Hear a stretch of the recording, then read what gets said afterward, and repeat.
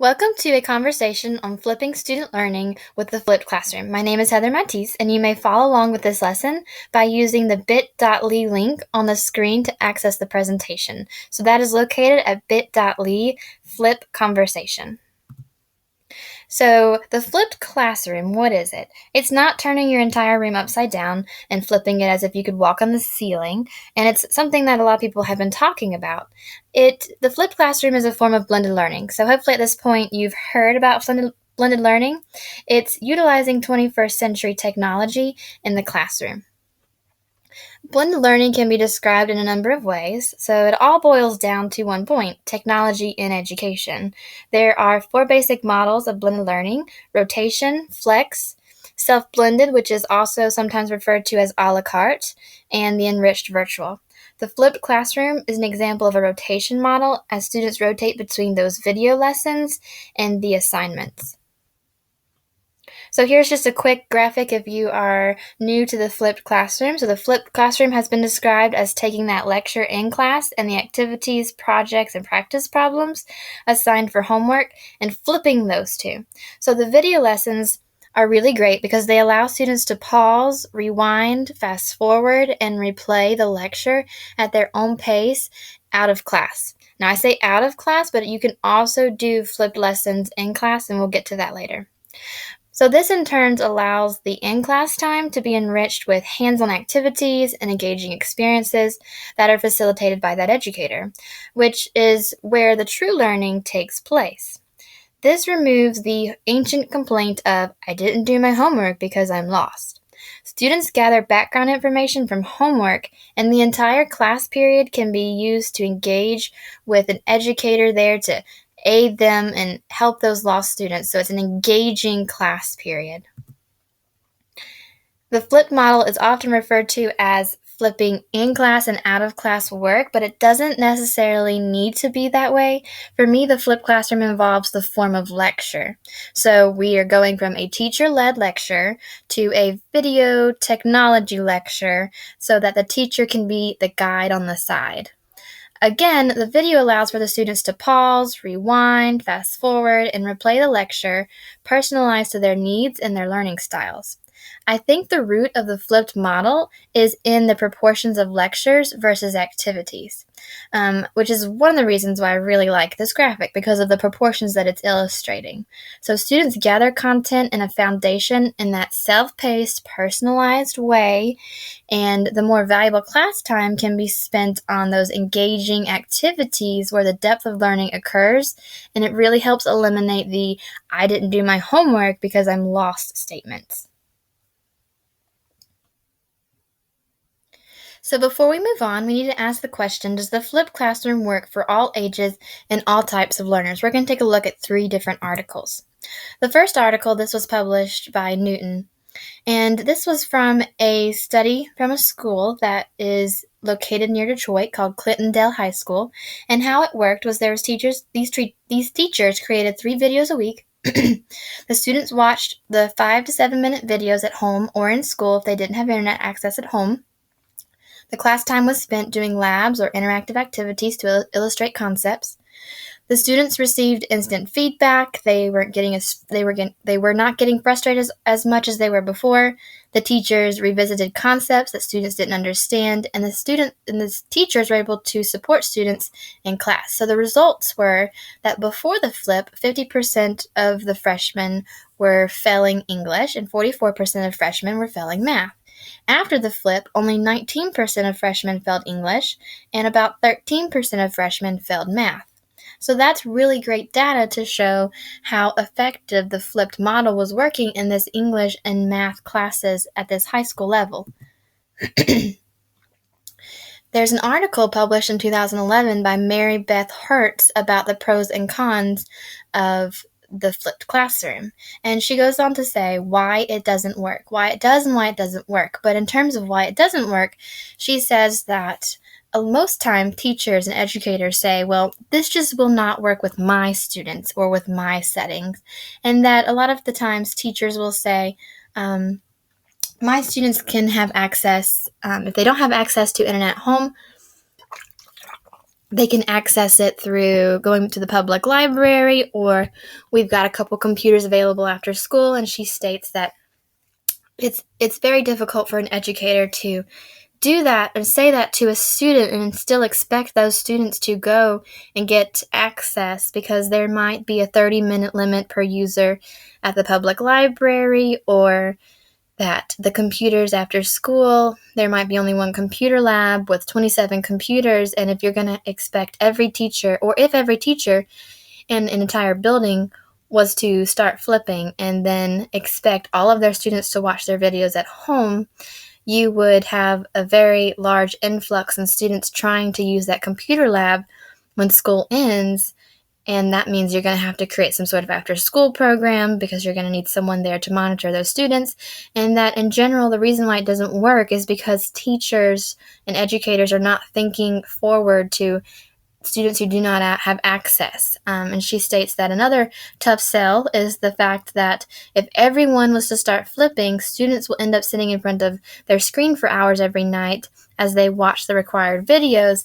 And a lot of people can say not everyone learns the best through the screen. So that's what she breaks down as some of the reasons against the flipped classroom, especially at all levels. And then I like to look at this article, which was published, and this is a first grade teacher, and I like that she started using the flipped classroom model. She flipped a couple lessons, and she states that after the very first day, she had already realized that she had extra time in class to spend with her students, even in her short phonics block. So in addition to recording a screencast for day 2, she was able to also prepare for differentiated mini lessons for small group time. And I like that she goes on to explain the other days and weeks that she rolled out this flipped model, and she was able to give the students time to work in their area or in their station, use these flipped videos for instructions, which gave her the availability to work one-on-one with a student. And she even brought in the kindergartners to buddy up with the first graders and to expand this flipped model into the kindergarten classroom. So she said in this flipping and this integration of technology, she believes that she has reached the redefinition level of the SAMR model, which is very powerful. So in this case, we're looking at kindergarten, first grade level, using the flipped lessons as a way to give their information and model an assignment or model activities or create little how-to videos, so the teacher can be technically available everywhere in the classroom, even though there's only one of her. So this is an example at the kindergarten level, and we already looked at the high school level and the data that came from looking at that math and English classroom. Now that we've taken a look at and answering the question of, does the flipped classroom work at all ages and all types of learners, I think the answer would be yes. We can take a look now at where we can pull these video lessons from. So video lessons can be pulled from things like Khan Academy, TED Ed, Discovery Ed, PBS. There's a lot of different places that you can pull videos from. And if you would like to, you can also make your own videos. So video lessons can be made by screencasting with Screencast-O-Matic, Screencastify, and MediaCore Capture. Using them as an extension in your Chrome browser works very, very well. So in this case, I'm using MediaCore Capture, and I'm using that to screencast over my screen as I go through a Google Slides presentation. If you are using a mobile device, such as an iPad, you can use apps such as Explain Everything, Show Me, and EduCreations. I personally prefer using Explain Everything, even though what I'm getting ready to show you on the next page, I used EduCreations for the 3 videos I'm getting ready to show you. I like Explain Everything. I especially like the paid version, and it gives you a lot of extra features, and you can record per slide, and it looks really great, the animation features and the things that you can do. So we're going to take a look at two different examples of video lectures. In this case, we're looking at this is a teacher to student video lecture. These are lessons on the top left. We have chemistry lessons on the top right. This is a physics lesson. And in the bottom, this is an Algebra 2 lesson. So I flipped my chemistry, physics, and Algebra 2 classes, completely flipped them, and I had the physics one on a personalized sort of playlist track that I was using with them. But I like to showcase these three because chemistry, you can see we're going through the periodic table, we're going through concepts, I'm drawing diagrams sometimes, I'm pretending and trying to animate some sort of science experiment.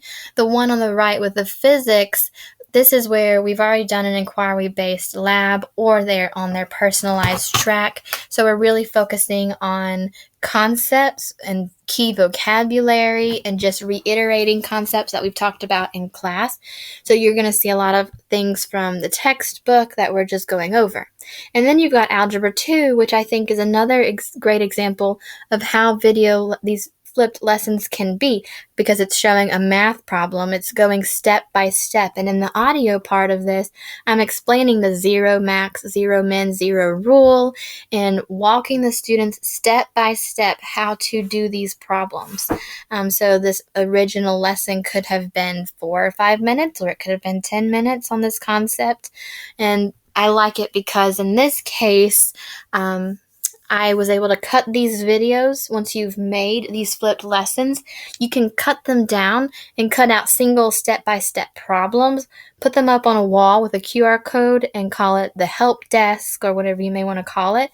So that if a student's getting stuck on a certain type of problem, such as this example, they could just go to the wall, scan it, video's already there to give them the step-by-step, how did you get the answer to this problem? So these are 3 examples of how to do flipped lessons for students, and this is at a middle and high school level.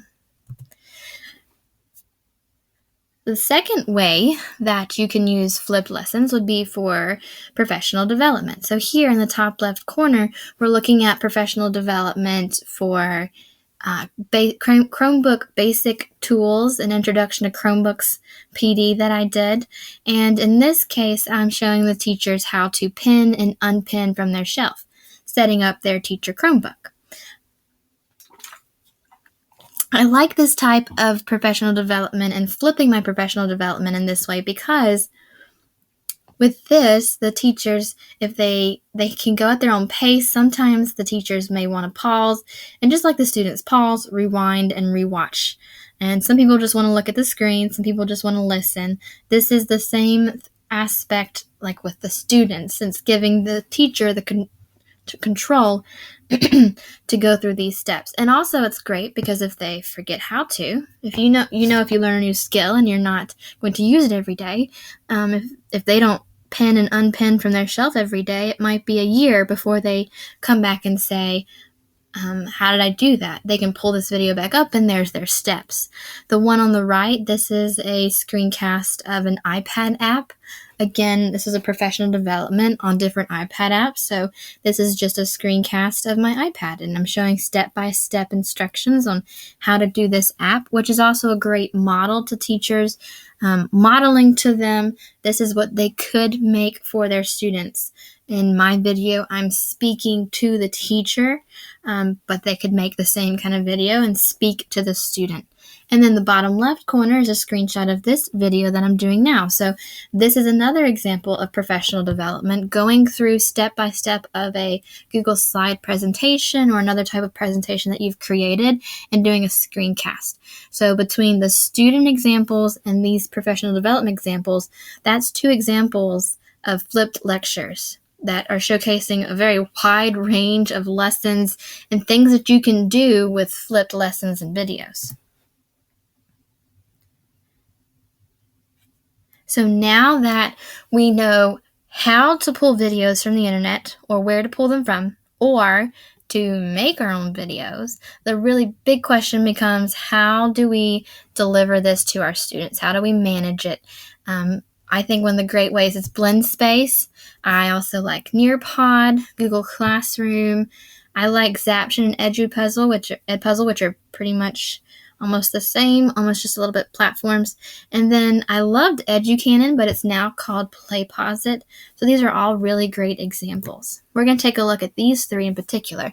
So Zaption and Edpuzzle are great for administering our flipped lessons. I like this because it takes your videos, you can insert a question, and it's going to force the student to stop, answer that question before moving on. I like Edpuzzle a little bit more from the educational perspective because I can have my students, they can have me as their teacher, and I can track what their answers were.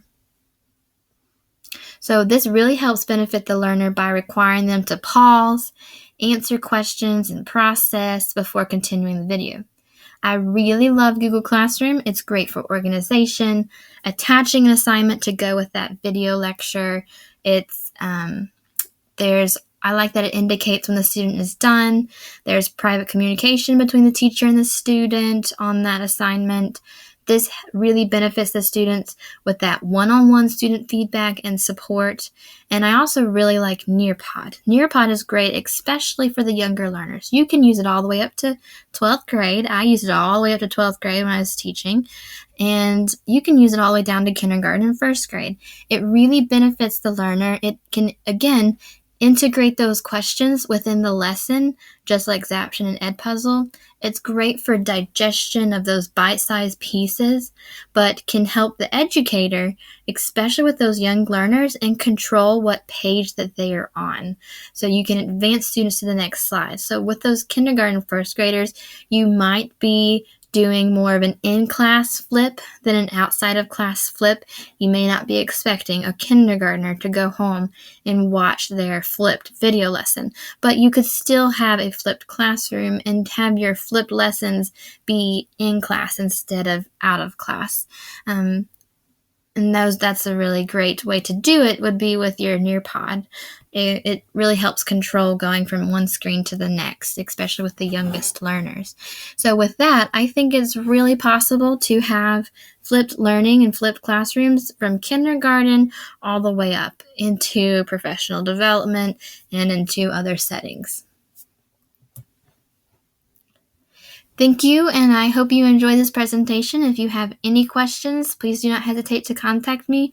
I am happy to share my experiences as a blended learning instructor, as a teacher that was flipping in the K-12 setting, and now as an instructional technology facilitator. Thank you.